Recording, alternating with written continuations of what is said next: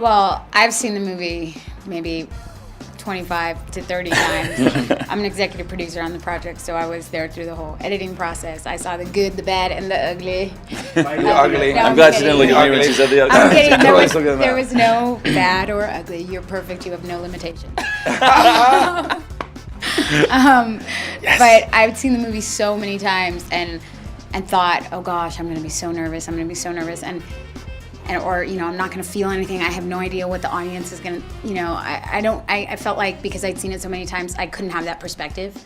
But being in that audience with that energy, it really was like watching it like through their eyes for the first time. That every moment was new to them. And they were so engaged. I mean, they were a really engaged audience. And I think, that's the nature of the audiences at Sundance. They're here to love film, to watch, they want to like your film. So, but, in silent scenes, you could have heard a pin drop. And whenever there was one moment of comedy or laughter, they were laughing. And so, to me, it felt like they were a really engaged audience. Yeah, I mean, the energy, to just add to the energy of the room, we premiere at the Echoes Theater at noon and on Sunday, which everybody had to get up early to go see these movies, because Saturday night was the night before. But that being, really? Is that how that works? Apparently, Saturday becomes that's what a calendar is. I disagree with it, but hey, that's just gonna have to. Venezuela. Yeah, we don't have Saturdays over there.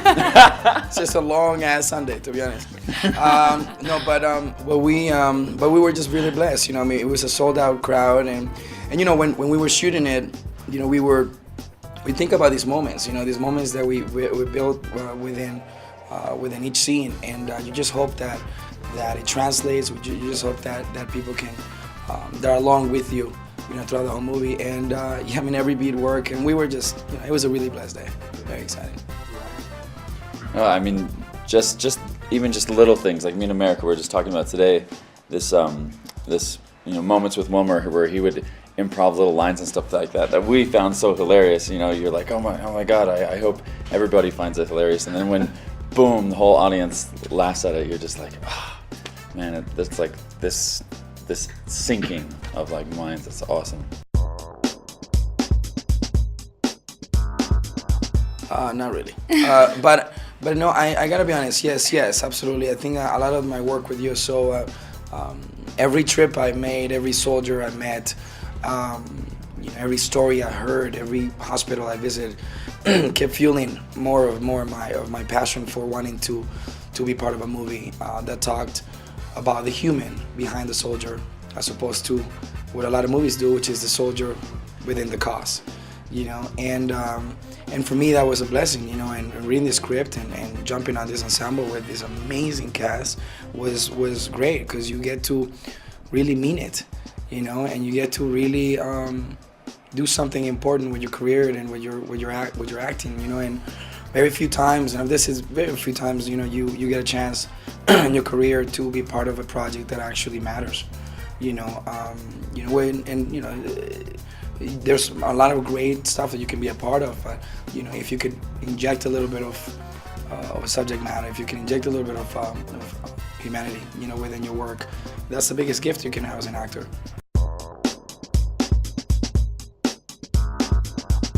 I was incredibly fortunate to have a leader like Ryan Pierce Williams, because from the very beginning he fought for authenticity at every turn, and we met with so many vets and people that were about to go, and Wilmer and I and Diego and Ryan got to spend some time with the National Guard and just spend time with some of these soldiers and just hear the stories that they tell and just the brotherhood that forms there. And what I think that's so amazing that what Ryan has done is it, because it's so human and so just kind of real, it really serves to show that these people aren't alone, that there's shared experience. And I feel like when you're going through this, you can feel completely isolated, and I feel like that's what it really does, and Ryan captured that beautifully. Absolutely. It's interesting just going to airports, flying back and forth from places, you see soldiers, and where you wouldn't have seen them before, all of a sudden I see a soldier anywhere I go.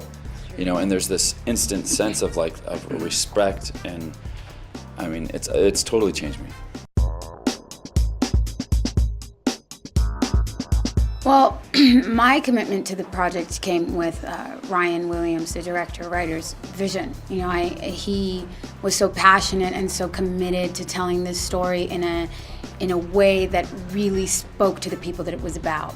And he did that with interviewing soldiers who had PTSD, and would talk to him for hours about their experience. He gained the support of the U.S. Army. He did road trips across the country, and I thought, you know, he's really trying to fight for authenticity, which is what Ryan just said. And so I was really, in the beginning, just trying to support him because he seemed like someone who was just, you know, a filmmaker, a writer, director who had such commitment. So that's how it stared. And I have to say, you know, a lot of people told him that he wouldn't get it made. He couldn't get it financed in this climate because you know, these movies don't make money. You know, people think that it's maybe too soon or they're too depressing. And I had my own doubts that we'd actually find the money or the funding for it. I loved the script. I believed in the script. But, you know, in this climate where people aren't making as many movies and want to make them funny and bright and get people into the audiences, you know, into the seats, I didn't think that it was going to be possible. But because Ryan Williams is who he is, he really found a way to get people to see what he wanted to do. And so then I never intended to be an actor in the movie. I was executive producer. That's what I was going to do, try and get great people involved and you know, put together the team and be there creatively supporting the script and the process. And then I just got too close to it. You know, then I got to meet the soldiers and meet the people from the Army, and then realized, like, it just gets personal when you get to talk to these people and hear their stories and see how much they open up, because they're dying to tell their story. They're dying for someone to want to know. Absolutely. And then once I did sign on to be Sarah in the movie, I got to have access to women who had their husbands come home with mental wounds and PTSD, and that was the most enlightening, heartbreaking, encouraging experience I had, because the way that these women would open up, you know, and then the certain things that they would say just made me feel such an obligation to try and tell their side of the story, because it is James's story. He comes home, you know, his integration, but then there's this other beautiful side of, you know, Melissa Leo's character, his mother, me who plays his wife, and then his sister, and the people around him who went to war too. Like, they sacrificed something that they loved so deeply, and when their loved ones come back, they're still fighting that fight to be there and reconnect and love the person that went away. So so my passion just grew and grew as the film went on.